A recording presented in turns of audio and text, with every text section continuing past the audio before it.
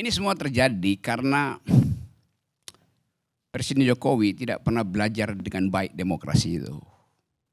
Dia menghalangi oposisi.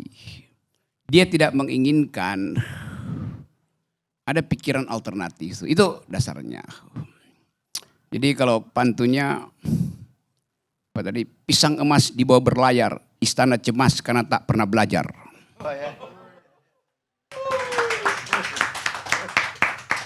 Akibatnya, akibat nggak pernah belajar, tadi betul Mas Hinton, kita seolah-olah menduga-duga isi karung itu apa tuh. Capresnya siapa, wapresnya siapa tuh. Padahal sebetulnya dari awal kita tahu ini bukan kucing di dalamnya. Dalamnya namanya cepret, cebong kampret yang ada di dalam tuh. Karena mau dipaksa kawin paksa antara Anies dan Ganjar. Tadi saya salah baca tuh, saya datang ke sini, saya pikir judulnya duel Anies Ganjar. Ternyata duet Anies Ganjar. Sial betul. Tapi oke lah, itu blessing in disguise juga, karena artinya kenapa saya tahu bahwa di dalamnya adalah bukan kucing yang kita beli, tapi cebong dan kampret. Karena karungnya karung bolong, udah kelihatan. Gak perlu disembunyikan lagi itu. Jadi coba bayangkan misalnya capek-capek lembaga survei untuk memantau setiap hari detak jantung politik kita. Tiba-tiba besok AHY ketemu Puan misalnya, berantakan surveimu. Tiba-tiba besok ditetapkan bahwa menterinya Willy ini tersangka. Kan mau dipanggil, udah dipanggil. Menteri Kominfo, berantakan. Tukar tambah lagi, ulang itu. Jadi kalau kita tanya margin of error itu akan dihalangi oleh margin of terror. Itu. Jadi ngapain sebetulnya? Oke, saya balik pada soal yang lebih fundamental ya. Harusnya didorong Anies dan Ganjar bersaing. Dia aja berdua. Karena kita mau melakukan penyederhanaan politik. Jelas Anies itu mau ucapin dengan definisi apa? Anies itu kadrun. Ganjar itu cebong. Norma kita memastikan itu, walaupun headline-nya bilang udah nggak ada cebong kampret. Tapi semua konstituen Islam pasti ke Anies. Yang sekuler datang ke Ganjar tuh. Yang di tengah mekeng. Partai sentris. Berupaya untuk balancing antara ideologi kiri kanan. Tetapi itu antropologi politik kita adalah bersaing secara ideologis. Nggak mungkin Indonesia dalam 10 tahun ke depan itu 5 kali pemilu itu hilang fasilitas Islam dan fasilitas sekuler. Jadi dorong aja supaya jelas. Jadi kalau pasang Anies dan Ganjar itu sama dengan pasang apa namanya Amerika itu Donald Trump dan Hillary Clinton itu ngaco tuh. Mending provokasi aja kan. Kayak silahkan tuh. Itu poin dasarnya ada di situ tuh. Nah ini yang menyebabkan kita nggak tahu apa sebetulnya keinginan Pak Jokowi itu.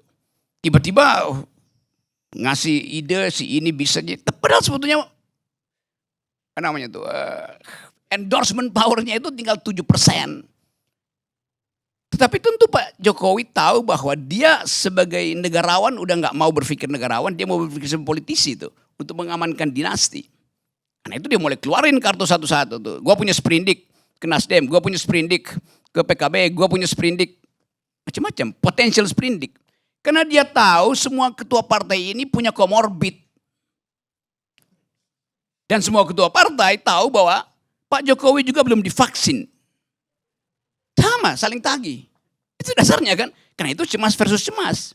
Jadinya tuh.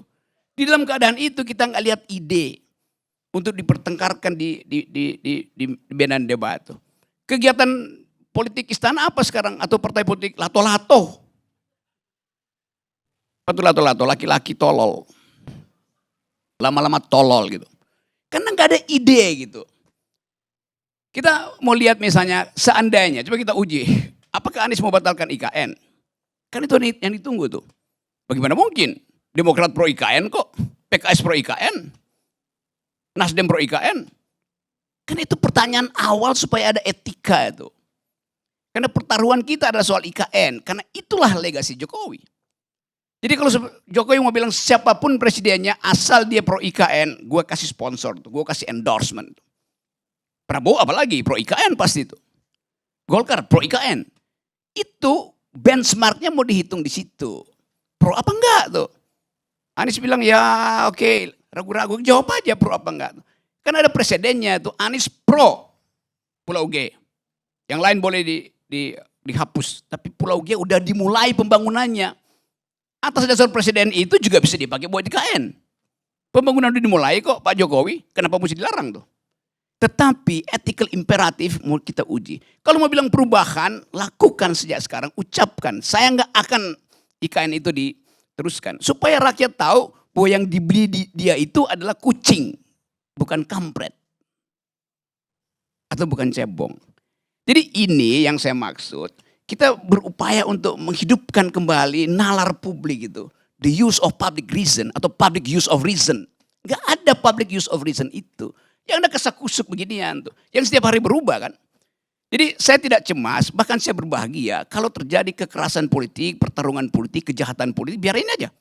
Supaya ini betul-betul hilang nih bagian-bagian dungu dari transaksi politik kita. Tetapi pada saat yang sama saya cemas, ini ada Noel, Willy, Hers, Masinton, semua adalah player ketika 98. Tetapi nggak bisa kasih batas. Bilang bahwa kami punya hak sejarah, kami mau susun ulang demokrasi Indonesia. Berdasarkan semangat di 98 tuh. Tapi kalian kan jadi antek doang dari senior-senior kalian kan. Ngapain coba? Ide apa yang ini kalian tunjukkan di situ tuh? Nah ini saya mau tegur sekeras-kerasnya teman-teman ini. Karena nanti kalau kita lupa apa yang disebut the very ideas of democracy, itu kita akan dipakai sebagai alat untuk tukar tambah tuh. Jadi sekali lagi, ujian terakhir. Kalau pemilu tidak mungkin dilangsungkan dengan segala macam alasan tuh. Ekonomi memburuk, potensial, bukan lagi potensial, Rusia udah bilang perang dunia ketiga aja tuh. Lalu diputuskan pemilu akan ditunda. Lalu terjadi kekacauan di daerah yang sekarang sudah mulai. Para bupati udah siap-siap untuk merdeka sendiri kan.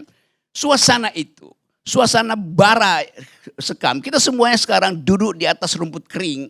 Yang setiap kali kita puntung rokoknya Effendi Ghazali itu langsung terbakar seluruh republik ini kan. Kalau itu terjadi dan kita proyeksikan itu potensial terjadi. Mampu nggak Ganjar memimpin perubahan, melanjutkan Jokowi di tengah-tengah kekecewaan itu? Atau pertanyaan yang lebih strategis, mampu nggak Anies Baswedan memimpin perubahan di luar sistem elektoral? Mampu nggak tuh? Nggak bisa. Karena kita tahu watak Anies. Lebih mungkin kita minta Pak Surya Paloh jadi presiden di dalam keadaan krisis. Karena dia lebih mampu memimpin rakyat, memimpin massa itu dengan pidato segala macam tuh. Itu yang mesti kita bayangkan tuh. Kalau yang sekarang standar-standar tuh tiap hari gue baca survei itu gak ada gunanya tuh. Jadi point of interest kita kembalikan bahwa kita bangsa ini mau mengembalikan etika politik. Itu dasarnya tuh.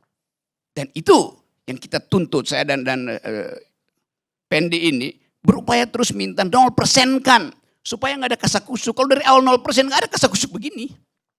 Jadi janji demokrasi itu yang saya tagih sekarang. Dari Hersi, dari Willy, Masinton, lu juga Noel tuh.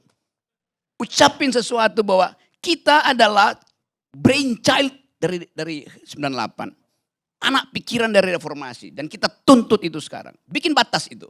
Nah kalau itu terjadi, gue dukung kalian berempat jadi calon presiden. Makasih. Tetap 0%. Pertanyaannya, setelah beberapa kali ketemu LBP, apa arahan LBP untuk Rocky Gerung? Dia minta arahan dari saya justru tuh. Apa yang mau terjadi? Karena LBP nggak tahu keadaan di bawah, dia cuma tahu data yang disebut sebagai big data tuh. Dan kita nggak tahu siapa yang supply data itu ke LBP. Itu dasarnya. Jadi soal semacam itu justru yang kita ingin pastikan bahwa ada orang sinis bahwa pasti Rocky Gerung diarahkan oleh LBP itu. Karena saya ngobrol dengan LBP. Pasti Rocky Gerung diarahkan oleh Yusuf Kalla. Saya ngomong dengan Yusuf Kalla. Pasti Rocky Gerung diarahkan oleh Mahfud MD.